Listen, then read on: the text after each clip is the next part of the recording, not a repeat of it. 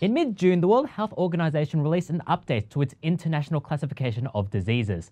Amongst the new diseases added were not the modern-day afflictions you'd expect, like Netflix queue paralysis, hot shingles in your area, and Star Wars. Still be more enjoyable than Solo. No, instead, we got this. Now the World Health Organization is, for the first time, calling gaming disorder a mental health condition. It should be clearly defined behavioral pattern which is of such intensity and of such nature that it takes precedence of other activities which have been important for an individual in the past. Yes, the WHO has added gaming disorder to its disease database. It suddenly makes those Eat Sleep Game shirts sound more like a desperate cry for help. But what does gaming disorder actually mean?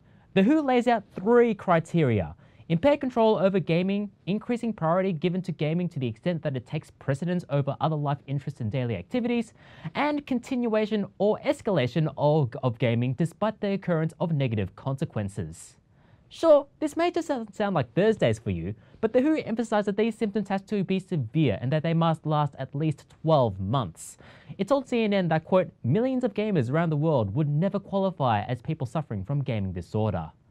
You'd think that in this modern world, gaming disorder would be one of many behaviours marked as addictive, such as smartphone usage and binge watching it. No, the only other one listed is gambling disorder.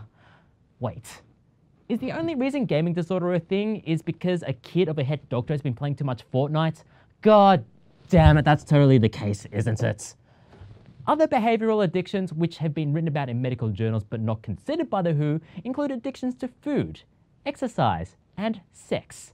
There have even been 6 articles written on tanning addiction. 6!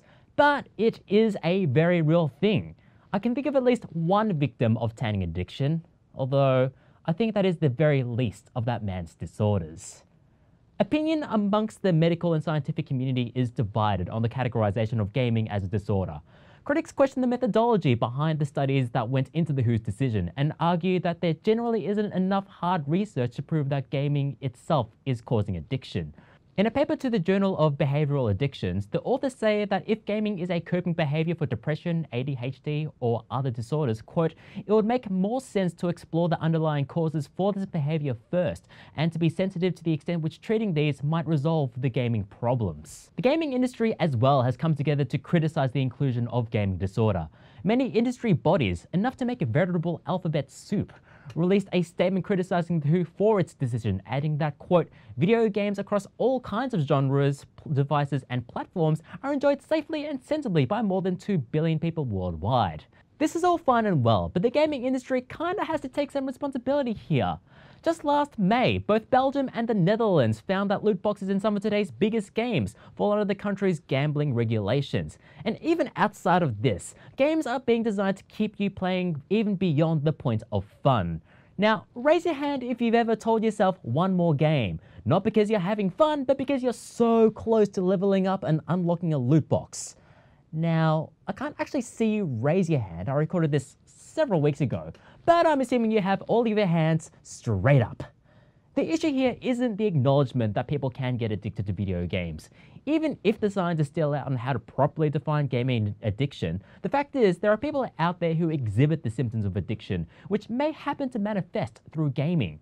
The problem is what people will do with this new categorization. Just like with any piece of science, people are going to look at this story and take away the wrong message. You can just imagine a mother complaining about her son's addiction to Overwatch because he played it all Friday night, right before diving into her 3rd glass of wine because the news said wine reduces heart attacks.